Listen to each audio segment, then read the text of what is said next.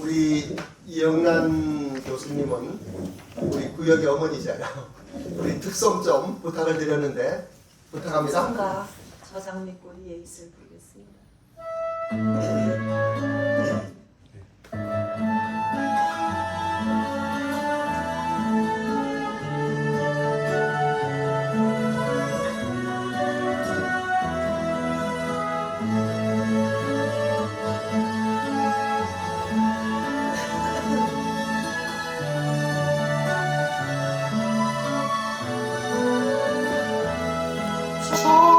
저장미꽃 위에 설 아직 맺혀 있는 그때에 귀에 우는 소리 들리네 천사 보내라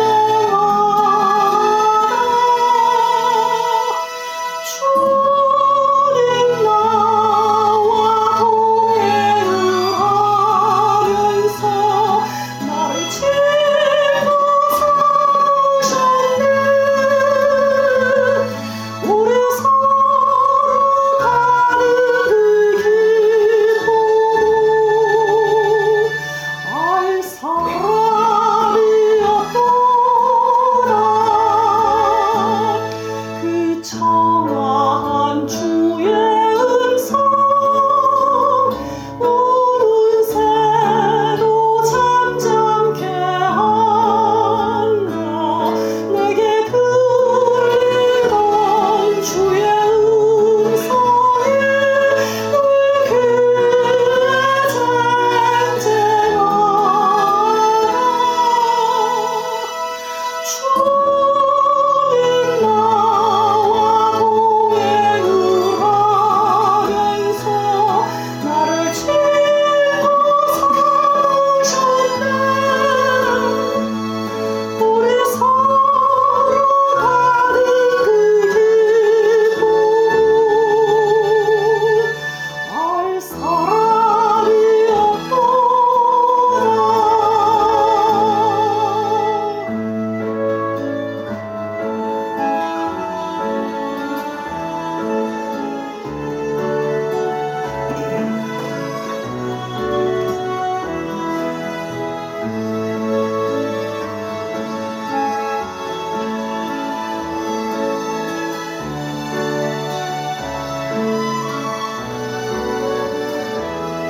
밤 깊도록 동산하는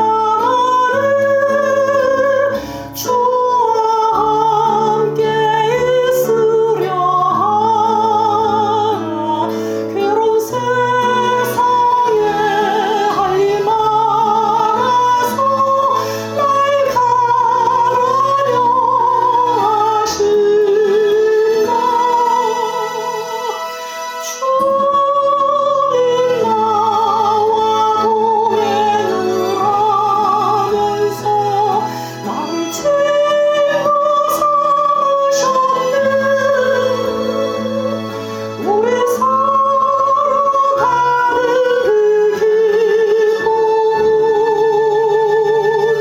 알 사람이 없더라.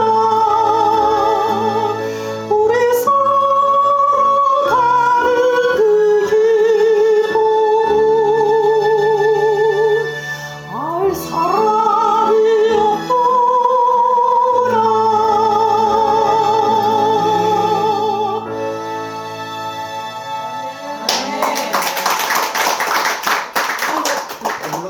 저기 하나는 제가 어머니 마음을 부르겠습니다. 부모님을 생각하면서 들어주시면 되겠습니다.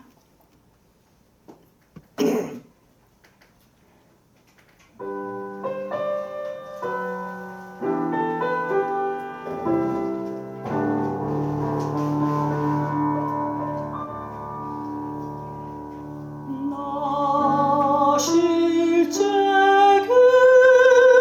괴로운 나의 자식아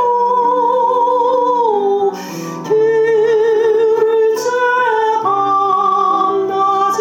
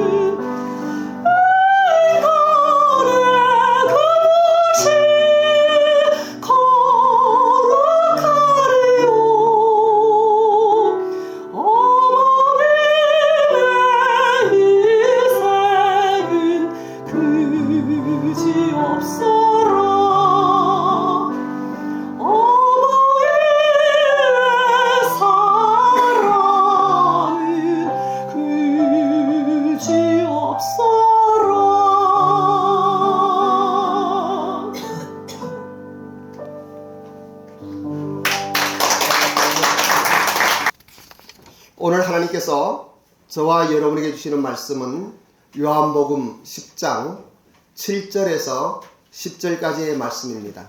제목은 들어가며 나오며 꼴을 얻으리라. 이러한 제목으로 살아계신 하나님의 말씀을 대언하기 원합니다. 사랑하는 그리고 존경하는 우리 일본 비전교회 성도 여러분, 한 주간도 평안하셨습니까? 오늘의 본문은 예수님께서 나는 양의 문이라 말씀하시며 인간의 근본 문제인 구원의 길과 풍성한 삶에 대한 정확하고 명확한 메시지를 전해주시고 계십니다. 사랑하며 존경하는 우리 일본 비전교회 성도 여러분, 세상엔 만유인력의 법칙이나 부력의 법칙과 같은 분명하고 명확한 원칙이 있습니다. 법칙이란 반드시 지켜야만 하는 규범을 말하고 있으며, 원칙이란 어떤 행동이나 이론 따위에서 일관되게 지켜야 할 기본적인 규칙이나 법칙을 말하고 있습니다. 우리의 신앙생활에서도 마찬가지입니다. 예수님께서 내가 문이니 누구든지 나로 말미암아 들어가면 구원을 받고 또는 들어가면 나오며 꼴을 얻으리라고 말씀하십니다. 다른 길은 없습니다. 오직 길이요 진리요 생명이라고 말씀하셨던 우리 주 예수님 밖에는 인생의 행복된 길은 없습니다. 그러면 우리는 어떻게 이러한 복을 누리며 신앙생활을 하고 힘있게 살아갈 수가 있겠습니까? 오늘의 본문의 말씀을 우리 한번 합독하길 원합니다. 7절로 10절까지의 말씀을 함께 큰 목소리로 합독합니다. 한 번 더 합니다. 시작. 그러므로 예수께서 다시 이르시되 내가 진실로 진실로 너희에게 말하노니 나는 양의 문이라. 나보다 먼저 온 자는 다 절도요 강도니 양들이 듣지 아니하였느니라. 내가 문이니 누구든지 나로 말미암아 들어가면 구원을 받고 또는 들어가며 나오며 꼴을 얻으리라. 도둑이 들어오는 것은 도둑질하고 죽이고 멸망시키려는 것뿐이요 내가 온 것은 양으로 생명을 얻게 하고 더 풍성히 얻게 하려는 것이라. 우리는 이 본문의 말씀을 더 이해하기 위하여 팔레스타인의 목축업에 대하여 좀 알면 좋습니다. 팔레스타인의 목축업은 좀 특별합니다. 목동들이 자기의 양들을 데리고 꼴을 얻으려고 푸른 초장으로 인도합니다. 그리고 저녁이 되면은 이 양들을 다시고 데리고 오는데, 이 이스라엘 팔레스타인에는 큰 동리마다 양의 우리가 있습니다. 그래서 A라고 하는 목동이든 B라고 하는 목동이든 C라고 하는 목동이든 모두가 저녁이 되면은 이 동리에 만든 큰 우리 안에 양을 다 데리고 옵니다. 그런데 이것은 사나운 짐승이나 도둑들로부터 양을 지키기 위한 것입니다. 그러함에도 불구하고 이 양에 들어가는 양이 누구 A는 몇 마리, B는 몇 마리 헤아릴 필요가 없습니다. 왜냐하면 양이 목동을 알고 목동이 양을 알기 때문입니다. 목동이 아침이 되면 다시 자기 양들을 데리고 나가는데 양들은 그 목동을 보고 따라가는 것이에요. A라고 하는 목동이 나오면은 그 양무리가 함께 나옵니다. 또 B라고 하는 목동이 나가면은 또 그 양무리와 같이 나갑니다. 이렇게 해서 목동이 양을 알고 양도 목동을 알고 있습니다. 이러한 것 가운데 예수님께서는 우리에게 비유로 오늘의 본문의 말씀을 말씀하시고 계시는 것입니다. 요한복음 10장 1절은 이렇게 시작합니다. 내가 진실로 진실로 너희에게 이르노니 문을 통하여 양의 우리에 들어가지 아니하고 다른 데로 넘어가는 자는 절도요 강도라. 여기에서 너희는 바리새인을 이야기하고 있습니다. 바리새인들은 이 10장 전에 나오는 세 차례에 걸쳐서 복음을 우리가 전했고 또 주일 예배를 통하여 계속 들었던 이야기입니다마는 나면서 속용된 자가 눈을 떴습니다.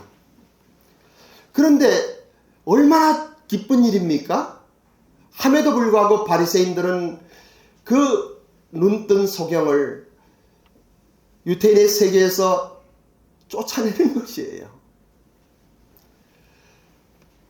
본다고 하는 것이 문제가 아니라 군중의 지지를 한 몸에 받고 있는 예수가 눈을 뜨게 했다는 것에 분개하는 것입니다. 저들에게는 생명이나 진리에 관해서는 관심이 없습니다. 오직 자신들의 정치적 기반이 어떻게 유지되느냐 관심이 있을 뿐입니다. 오늘날 한국 사회를 보면은 정치나 경제나 교회마저도 어쩌면 이러한 바리새인들과 같은 그러한 어려움 속에 우리가 살아가고 있는지 모르겠습니다. 진정으로 나라와 민족을 위하여, 이 나라를 위하여 자기를 희생하고 헌신하는 것이 아니라 자기의 정치적 기반을 어떻게 하면 지킬까? 이건 여당도 야당도 관계없이 모든 정치인들이 소수의 몇 사람들 빼고는 다 그런 것 같습니다. 그런데 그것은 정치라고 우리가 이야기하고, 그런데 기업 또한 보면은 모두 자기 이기주의적인 내 회사를 위하고 자기의 어떤 재산을 증식하기 위하여 그냥 그렇게 살아가고 있는 모습을 보게 됩니다.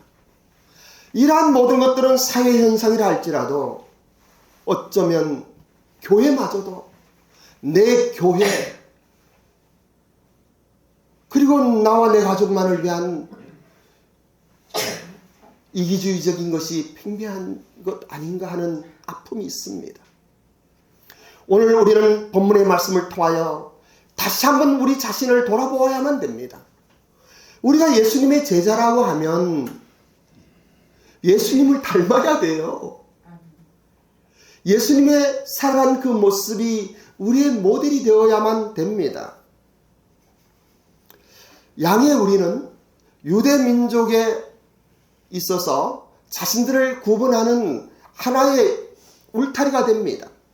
율법으로 구분된 민족으로서 자기들이 살아가는 삶 속에 유대주의와 율법주의가 있습니다.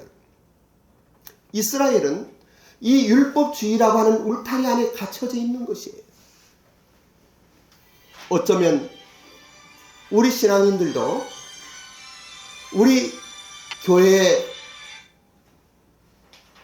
사람들도 거듭난 하나님의 백성들도 기독교라고 하는 생명이 없는 이 울타리에 갇혀 있는지도 모르겠습니다. 우리 자신은 때때로 하나님의 말씀에 우리 모습을 비추어 보아야만 합니다. 우리가 비추어 볼 거울은 어떤 교회의 전통이나 문화가 아닙니다. 교회의 전통과 문화는 참으로 중요합니다. 함에도 불구하고 분명한 우리의 기준은 하나님 말씀인 성경입니다. 이 성경 하나님 말씀에 우리가 어떻게 살아야 하는지, 신앙인의 나아갈 길은 무엇인지 너무나 분명하고 명확하게 기록되어 있는 것입니다. 예수님께서 이 비유의 말씀을 하시는 것은 날 때부터 속용된 자를 고쳐주심으로 야기되는 바리새인들의 반응을 보면서 예수님께서 저들의 행위를 정죄하고 심판하면서 나무라면서 그리고 돌로 치려 갈 때 이 예수님은 그들을 향한 긍휼의 마음으로 이러한 비유를 말씀하시고 있는 것입니다. 왜냐하면 바리새인들은 하나님을 온전히 알지 못하기 때문입니다. 우리도 마찬가지입니다. 우리도 어떠한 목사님이나 어떠한 교회나 이러한 저러한 소문과 뉴스와 여러 가지 듣는다 할지라도 그들을 판단하고 정죄하며 비판은 안 했으면 좋겠습니다. 여러분, 자기만 잘났습니까? 그 사람만 옳습니까? 이것은 율법주의입니다. 기독교주의입니다. 예수님은 그러하시지 않았어요. 이 바리새인들에게 예수님은 얼마나 긍휼한 마음을 가지고 사랑의 마음으로 오늘의 말씀을 전하고 있는지 모릅니다. 하나님이 세상을 이처럼 사랑하셨습니다. 우리 예수님은 모든 사람을 사랑하셨어요. 우리도 모든 사람을 사랑해야만 돼요. 그들을 이해하려고 해야 돼요. 그리고 그들을 긍휼한 마음으로 바라보아야만 돼요. 아버지여, 저들을 용서하소서. 그들이 하는 것을 알지 못하기 때문이라고 기도하셨던 우리 예수님, 돌에 맞아 죽어가면서도 그의 얼굴은 해같이 빛나며 천사 같은 얼굴로 자기를 향해 돌을 치는 그 사람들에게 긍휼한 마음을 가지고 기도하였던 스데반 집사님 같이 우리는 우리의 살아가는 삶의 표준을 보아야만 됩니다. 누가 잘하고 잘못하고의 문제가 아니에요. 그 안에 하나님의 마음이 있는지, 그 안에 예수님의 마음이 있는지, 그의 삶 속에 생명과 역동하는 예수님의 은혜가 있는지 하는 것이 더 중요한 것이에요. 형식은 중요하지만 그렇게 중요한 것 아니에요. 누가 누구를 판단하고 누가 누구를 정죄하고 누가 누구를 심판하겠습니까? 크신 하나님의 사랑을 입은 하나님의 사람일수록 주님의 마음으로 그들을 향한 넉넉하고 여유 있는 그리고 풍성한 마음이 있으면 얼마나 좋겠습니까? 날 때부터 소경된 자가 눈을 떴다는 것, 이것은 너무나 감격스럽고 기쁨이 넘치는 사건입니다. 그런데 그가 유대 사회로부터 눈을 떴다는 이유로 눈을 뜨게 한 사람이 예수님이라고 하는 그 하나 가지고 쫓겨났어요.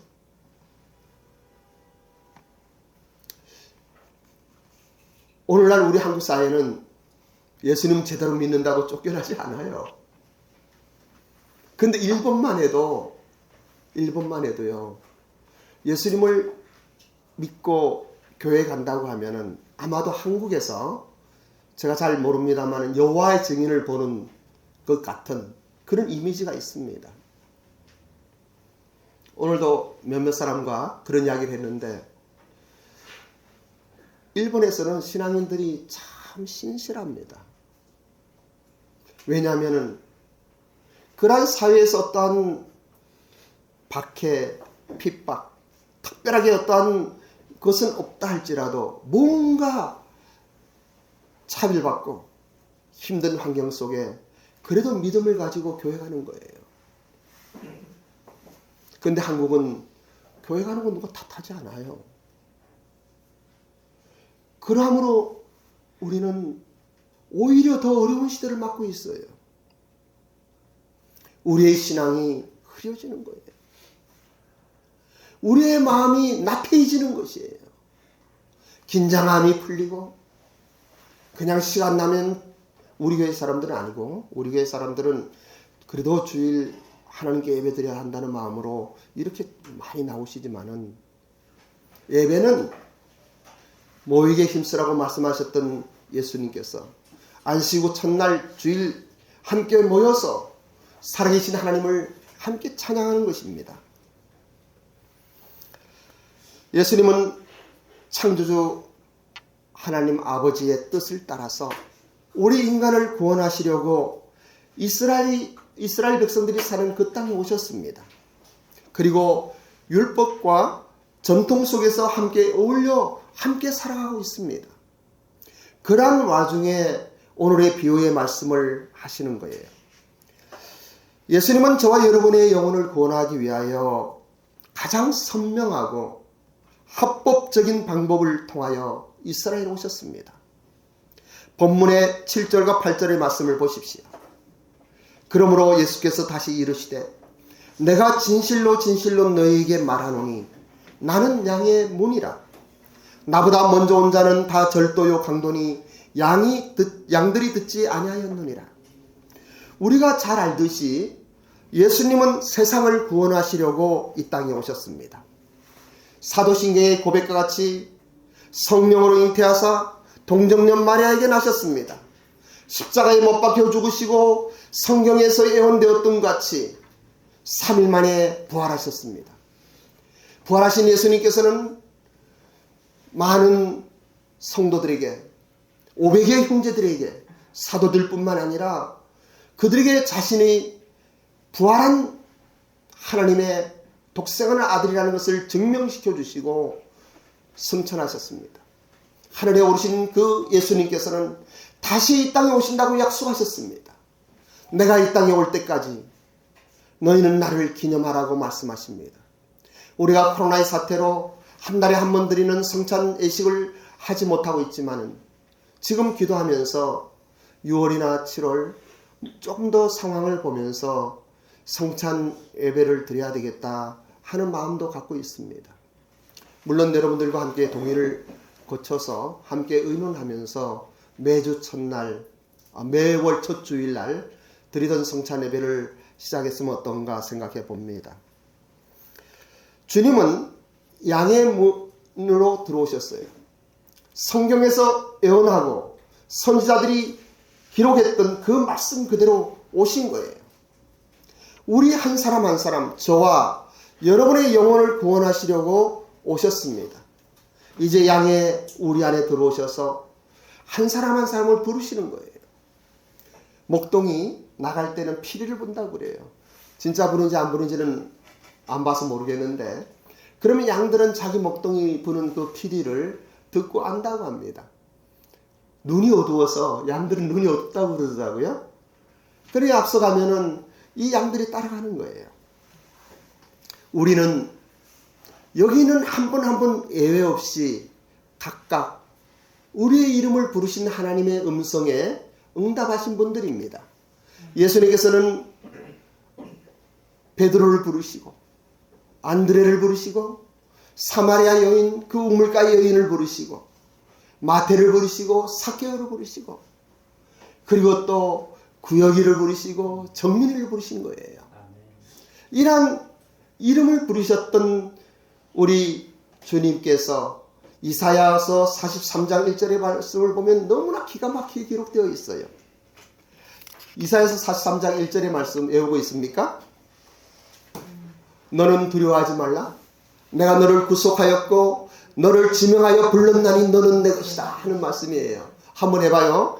너는 두려워하지 말라. 시작. 너는 두려워하지 말라. 내가 너를 구속하였고 내가 너를 지명하여 불렀나니 너는 내 것이다. 아멘. 여러분은 하나님의 것입니까? 아멘. 하나님의 택하심을 받은 사람에게는 어느 시대나 교훈을 막론하고 그 하나님의 부르심에는 후회함이 없으십니다.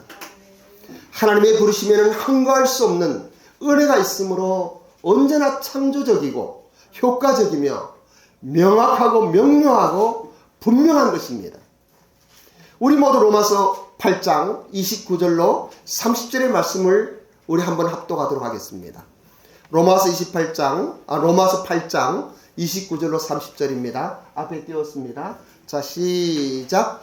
하나님이 미리 아신 자들을 또한 그 아들의 형상을 본받게 하기 위하여 미리 정하셨으니 이는 그로 많은 형제 중에서 맏아들이 되게 하려 하십니다. 30절.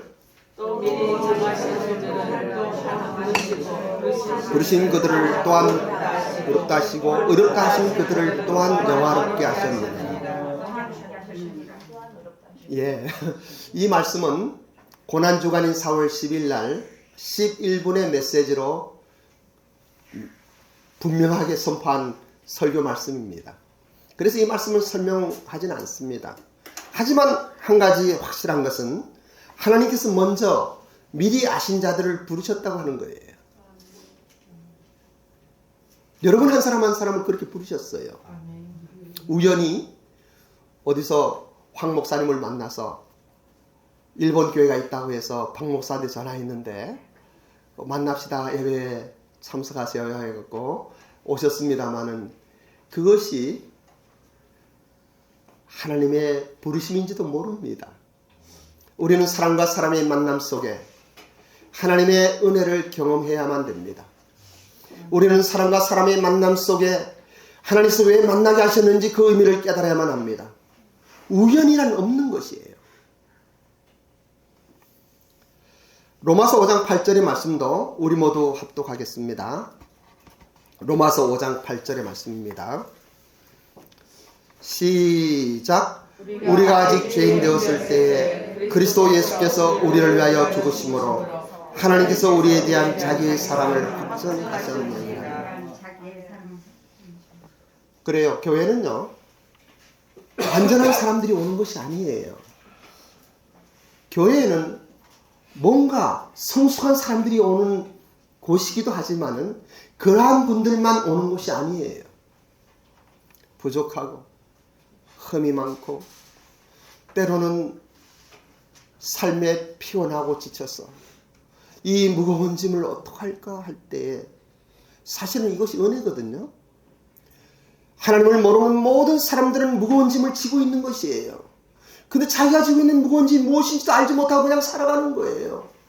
100년, 1000년, 만년 살까지 살지만은 어느 한 날 이 삶이 멈추는 순간이 오는 거예요. 이 무거운 짐, 이 죄의 짐. 사람이 정직해지면 정직해질수록, 온전해지면 온전해질수록 자신을 바라보며 자신의 형상을 통하여 살아계신 하나님을 보게 되는 것이에요. 그리고 내가 얼마나 벌레 같은 인생이며 나의 삶 가운데 돌아볼 때 얼마나 부끄럽고 수치스럽고 볼품없는 인생인 것을 깨달을 때 비로소 십자가가 보이는 거예요. 저는 이 앞에서 여러분들에게 하나님 말씀을 전하지만 언제나 나 같은 사람이 이게 웬 은혜인가 생각이 되는 거예요. 이러한 비천한 인생이 하는 마음으로 그저 하나님께 감사한 거예요. 그 은혜가 너무나 감사해서 오늘도 하나님께서 허락하신 이 말씀을 최선을 다하여 여러분들에게 준비하고 증거하는 것이에요. 오늘은 어버이 주일입니다. 저는 오늘 설교를 시작하면서 세상엔 만유인력의 법칙이나 불역의 법칙과 같이 분명하고 명확한 원칙이 있다고 말씀을 드렸습니다. 법칙이란 반드시 지켜야만 하는 규범을 말하고 있으며 원칙이란 어떤 행동이나 이론 따위에서 일관되게 지켜야 하는 기본적인 규칙이나 법칙이라고 말씀을 드렸습니다. 그리고 이러한 것들은 우리의 신앙생활도 마찬가지라고 분명하게 선포합니다. 하나님께서 우리에게 주신 많은 계명들이 있지만은 가장 중요한 계명은 십계명입니다. 십계명의 처음에 네 계명은 사람과 하나님의 관계예요. 그런데 5계명부터 10계명까지는 인간 관계를 이야기하고 있어요. 여기에서 첫 계명인 사랑과 사랑 관계 속에서 첫 계명인 5계명은 이렇게 선포합니다. 내 부모를 공경하라. 내 부모를 공경하라 말씀하십니다. 사랑하는 성도 여러분, 때때로 저는 이런 이야기를 하죠. 눈에 보이는 리더를 공경하지 못하면 어찌 눈에 안 보이는 하나님을 공경한다고 거짓말할 수 있습니까? 내 눈에 보일 뿐더러 하나님께서 나의 가장 소중하고 이 땅에 통하여 보내신 부모님을 공경하지 않으면 아무런 의미가 없는 거예요. 우리나라만이 특별하게 효도라는 사상이 있어서 뭐 많은 나라에서도 부모를 존중하고 하나님 말씀이니까 성경적인 국가 선진국에서는 모두가 부모님을 공경하며 효도를 합니다. 함에도 불구하고 그러지 못한 후진국에서는 이 부모를 무시하는 경향이 많아요. 그런데 하나님의 말씀은 원칙이고 법칙입니다. 부모를 공경하지 않으면요, 하나님의 온전한 복을 받을 수가 없어요. 우리 부모님들은 참으로 어려운 시대를 겪었어요. 가끔 그런 생각을 해요. 저도 딸이 둘이 있지만은 자기 자식들한테 하는 거 10분의 1만 부모한테 하면은 큰 효도한다고 해요. 다행히 우리 딸들은 그래도 부모를 공경하고 정말 부모를 잘 모시니까 너무나 감사해요. 그러지 못한 분들 볼 때 결국은요, 부모를 공경하지 않으면은 자기 자녀들이 또 그 부모를 공경하지 않게 되어 있어요. 부모를 공경하는 모습을 보면서 자란 아이들은 또 부모님을 공경하는 거예요. 사랑은 내리사랑이라고 합니다. 한데 성경은 분명하게 선포합니다. 내 부모를 공경하라. 오늘 이 설교를 듣고 이제 이번 주간에는 여러분들의 부모님께 한번 전화라도 하셔요. 식사 대접이라도 하셔요. 그리고 하늘나라에 먼저 가신 부모님이 계시면 그 하나님께 기도하면서 그 부모를 그리워하는 마음으로 부모에 대한 사랑 편지를 한번 써보셔요. 10절에 내가 온 것은 양으로 생명을 얻게 하고 더 풍성히 얻게 하려는 것이라고 말씀하십니다. 이 말씀은 진리예요. 우리 예수님은 우리에게 영원한 생명을 주시려고 이 땅에 오셨습니다. 뿐만이 아니라 우리의 삶 속에 풍성한 것을 원하셔요. 하나님은 우리에게 세상의 빛과 소금이 되라고 말씀하셔요. 우리를 통해서 이 세상에 영향력을 끼치시려고 하시는 그 하나님께서 왜 우리를 축복하지 않으시겠어요? 그런데 조건이 있다고 하는 거죠. 생명을 얻는 것은 거저 얻는 것이에요. 믿으면 얻는 거예요. 왜냐하면 사람의 죄의 문제를 해결할 수 없기 때문에 하나님께서 해주신 거예요. 우리의 모든 죄를 위하여 십자가라고 하는 엄청난 사건을 통하여 우리에게 생명을 주셨어요. 그런데 이 땅에 살면서 우리가 잘 살 수 있는 것은 앞서가는 목동을 따라가야만 되는 거예요. 그 피리소리를 들어야만 되는 거예요. 하나님 말씀인 성경의 율례와 법도를 따라서 그리고 그 규례를 따라서 지킬 때에 우리는 하늘의 신령한 복들을 누릴 수가 있는 거예요. 생명은 거저 얻는 것이지만은 이러한 풍성한 삶은 우리의 삶 가운데 순종함으로 얻어지는 것이에요. 그래서 우리는 제바에서 그러한 훈련을 하고 있는 거예요. 참으로 행복한 사람이 되길 바라는 마음으로 우리는 제바 훈련을 하고 있습니다. 여러분들도 잘 알고 계시듯 교회는 건물인 예배당이 아니에요. 물론 예배당 중요합니다. 함에도 불구하고 이 예배당은 교회가 아니에요. 장소가 아닌 예배 공동체의 사람들입니다. 주일 예배를 함께 드리는 주님의 몸된 사람들이 교회인 것이에요. 여러분들이 교회인 것이에요. 여러분 두세 사람이 모인 곳이 교회라고 그러면 안 돼요. 이건 잘못된 이야기예요. 성경에 그런 말씀이 있습니다만 그건 코이노니아예요. 코이노는 주님 안에서의 교제예요. 그런데 이 교회는 에클레시아예요. 두세 사람이 아니라 에클레시아 교회에는 몸이거든요. 주님의 몸이거든요. 주님의 몸에는 기능이 있어야 돼요. 성례전이 있어야 하고 그리고 또 예배가 있어야 하고 교제가 있어야 되고 그래서 제가 감히 영상으로 드리는 예배는 예배가 아니라고 말씀을 드리는 거예요. 이거는 성경적이에요. 그래서 함께 모여서 예배를 드리는 그 사람들이 공동체예요. 그래서 A라는 교회는 그 A라는 교회의 주일 예배에 모여서 함께 예배 드리는 그 사람들이 교회인 거예요. B라고 하는 교회는 물론 이 가운데 헌신한 많은 사람들이 있겠죠. 그 교회를 예배당을 지어주고 무엇을 하고 하지만 그분이 예배에 참석 안 하면 그분은 그 교회의 몸된 지체가 아닌 거예요. 몸은 붙어 있어요. 그분은 또 C라는 교회에서 또 성김이 C라는 교회의 지체가 되는 거예요. 그래서 일본 비전교회의 지체는 이렇게 주일날 이곳 함께 예배드리는 여러분들이 일본 비전교회의 지체가 된다는 것을 다시 한번 말씀드리면서 10절의 말씀 더 풍성히 얻게 하려는 비법이 있어요. 오늘 이거 엄청난 비법이에요. 이것만 말씀드리고 말씀을 마치도록 하겠습니다. 무엇일까요? 하나님과의 친밀감을 갖는 거예요. 지금 말씀드린 대로 하나님의 말씀에 순종하는 거예요. 그러면 어떤 일이 일어납니까?